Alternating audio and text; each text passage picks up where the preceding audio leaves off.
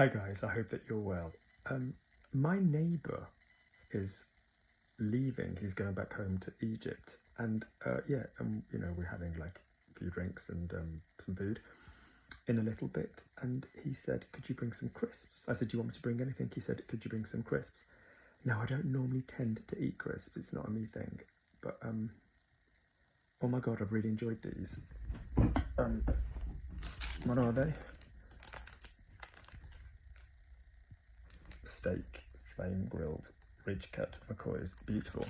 So that's pretty low rent food. So I thought, to make up for the fact that I've just eaten some really low rent, dirty, cheap food, that I'd talk to you about a few nicer, more elegant verbs. And when I mean talk to you about, I mean explain a few things that are false friends. So false friends in language are when the word in one language sounds very much like a word in another language, and you'd be tempted to assume that that's what it meant, as opposed to false friends in life who basically pretend to be your friend and then screw you over. Cherish Thompson. I'm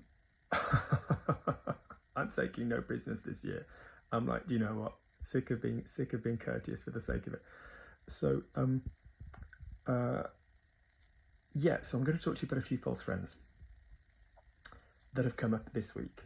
The first one is prétendre. Prétendre. Now, prétendre is to kind of allege, to claim. Yeah, to allege, to kind of claim. So il prétend avoir vu. You know, he maintains that he's seen. He purports to have seen.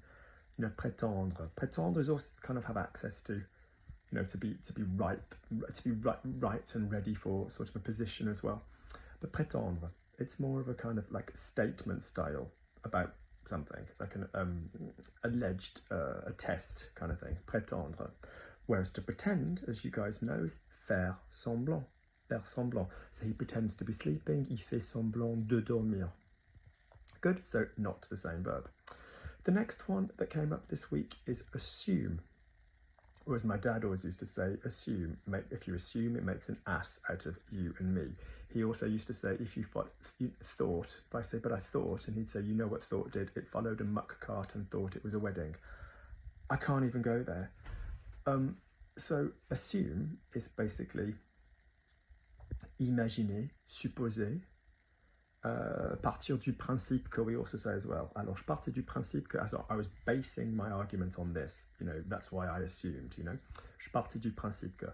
Whereas assumer in French is to kind of take on, rise up to like a position or a mantle, or sort of be good enough for something, or, you know, j'assume mon rôle, j'assume mes responsabilités.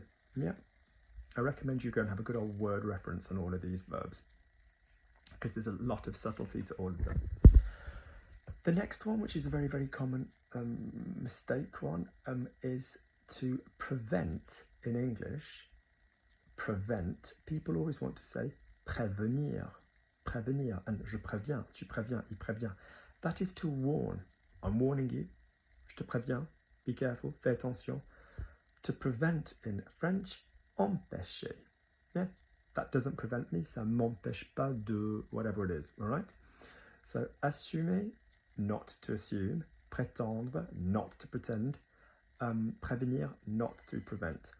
I think those are the main three that I wanted to talk about. Yeah, they'll do for now. Go and have a little look. Go and check them out. Just go and give them a good old word reference, or contexto. Have a little look on contexto. All right. No, Luke. Have a little look on reverso context. Loads of examples. All right. Speak soon, guys. Take care. I'm going to go and drink red wine and eat more crisps.